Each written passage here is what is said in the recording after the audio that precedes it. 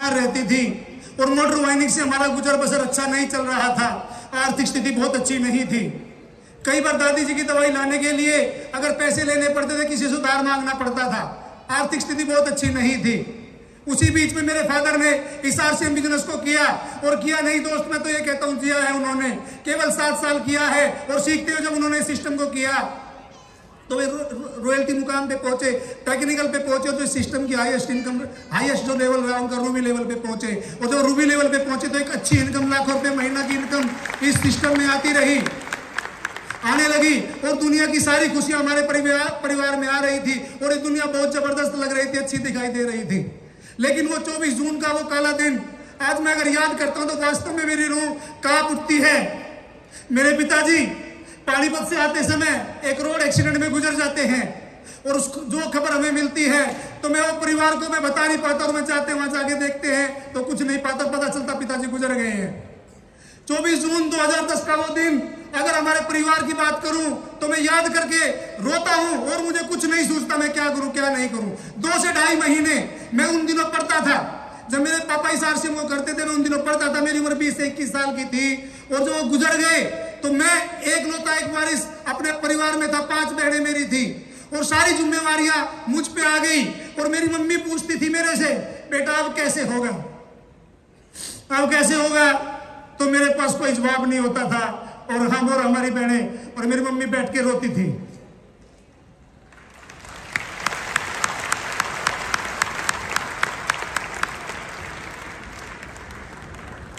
केवल रोते थे बैठ करके, कुछ नहीं समझ आता था क्या होगा कैसे चलेगा। लगभग 2-2.5 महीने ऐसे ही निकल जाते हैं। एक दिन हमारी ग्रेट अपलाइन मिस्टर सुशील बादवा साहब का हमारे पास फोन आता है, और बोलते बेटा क्या कर रहे हो? मैंने कहा सर कुछ दिखाई नहीं देता, घर कैसे चलेगा, मेरी बहनों की पढ़ाई कैसे होगी, कहां से आटा आएगा, कहां से तेल आएगा, कुछ समझ नहीं आ रहा है। बस रोते रहते और क्या करें क्या नहीं करें, समझ नहीं आ रहा कैसे होगा। उन्होंने कहा बेटा घबराओ मत, आपके पापा की जो कमी है वो इस दुनिया में कोई पूरी नहीं कर सकता, लेकिन उनके जाने के बाद जो आटा तेल, जो आपके परिवार की जो पढ़ाई लिखाई, आपकी बहनों की जो पढ़ाई लिखाई है, ब्याह शादी के जो खर्चे है, वो आरसीएम कमी नहीं आने देगा, ये वादा करता है आरसीएम बिजनेस।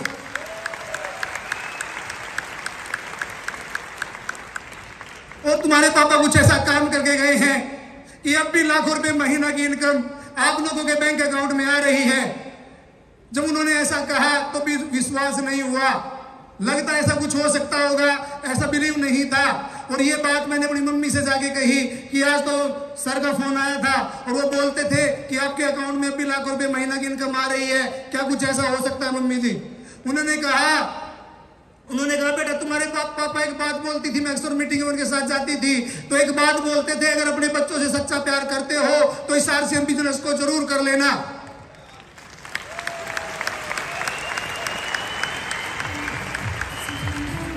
इस आरसीएम को जरूर कर लेना। और उसके बाद उन्होंने कहा हो सकता है, चलो कल जाके बैंक में देखते हैं, अगर ऐसा हुआ तो बहुत सारी समस्या और प्रॉब्लम जो परिवार में आ रही हैं, जो दिखाई दे रही है, दूर हो सकती है। एक दुख जरूर है कि तुम्हारे पापा नहीं है, बहुत बड़ा दुख है, लेकिन उसके बाद एक समस्या होती है, एक जिम्मेदार करने वाला चला जाता है, तो उस परिवार में एक बहुत बड़ी समस्या पैदा हो जाती है कि अब आपका क्या होगा। हम अगले दिन बैंक में जाते हैं। बैंक में जाने के बाद जैसे हम बैंक में एंटर करते हैं तो जो बैंक मैनेजर थे वो मेरे पापा के अच्छे दोस्त थे, और जैसे हम बैंक में घुसे तो बोलते बेटा आज पापा नहीं आए क्या? 2-2.5 महीने से पापा नहीं दिखाई दे रहे हैं। मैंने कहा सर जैसे वो ऐसा बोलते हैं मेरी मम्मी और हम रोने लगते हैं, समझ नहीं आता किन शब्दों में उनको बताए।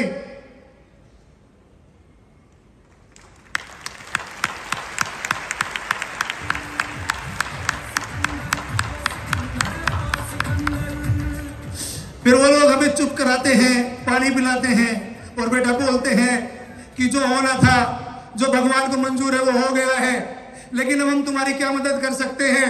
हम पानी पीते हैं, उसके बाद बोलते हैं सर एक बार हमें ये बता दीजिए कि हमारे सीनियर साथी बताते हैं कि अब भी लाख रुपए महीना की अर्निंग आपके अकाउंट में आ रही है, क्या पैसा अब भी सच में आ रहा है?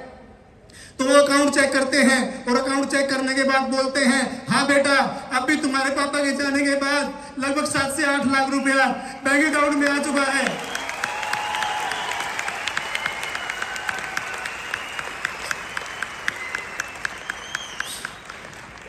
जब उन्होंने ऐसा कहा तो वास्तव में दोस्त मैं बता नहीं सकता, मेरे पास शब्द नहीं है कि दुनिया जो एकदम नरक लगने लगी थी, पता नहीं मैं कैसे अपनी बहनों की शादी कर पाऊंगा, कैसे मैं परिवार को चला पाऊंगा, दिखाई नहीं देता था, रूह कांप जाती थी। अगर मैं आज भी आरसीएम से अलग अपने आप को जुदा करता हूं तो मेरी रूह कांप जाती है कि जीवन कैसा होता।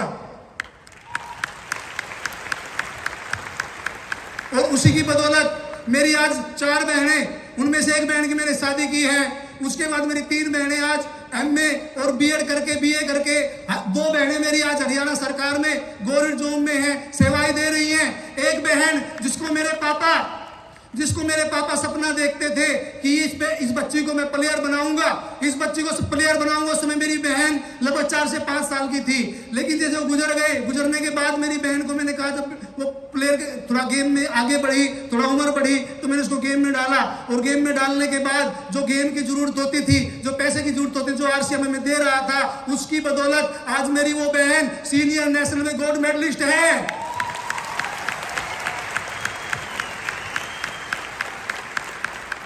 सीनियर नेशनल में गोल्ड मेडलिस्ट है और अपने वेट में इंडिया के अंदर एक रिकॉर्ड बनाया हुआ है। 10 किलो ज्यादा उसने उसमें उठाया है, 10 किलो ज्यादा उठा के अपना रिकॉर्ड बनाया हुआ है और एशिया में सिलेक्शन हो चुका है। और आज वो रेलवे में सीनियर टीडी की पोस्ट में अपनी सेवाएं दे रही है।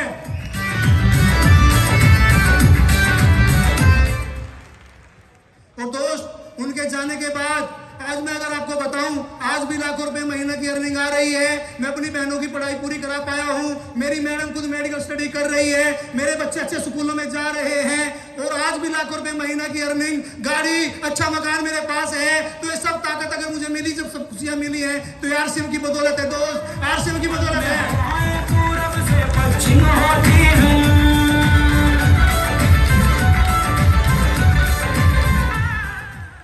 और वो शब्द जो मुझे मेरे पिताजी के जाने के बाद याद आते हैं और समझ आते हैं, उस समय समझ नहीं आई थी कि इन शब्दों की वैल्यू क्या है। क्योंकि आपके परिवार में जो बच्चे हैं, जब आप अपने बच्चों को समझाते हैं या उन्हें कुछ बताने की कोशिश करते हैं, तो बच्चे समझते नहीं है, क्योंकि उन्हें दुनियादारी का ज्ञान नहीं होता।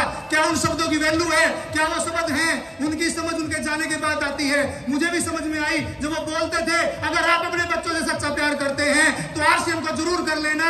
मैं भी आप लोगों से वही बात कहता हूं, अगर आप अपने बच्चों से सच्चा प्यार करते हैं और कुछ करके जाना चाहते हैं तो इस आरसीएम को जरूर कर लेना दोस्त। बहुत बहुत धन्यवाद।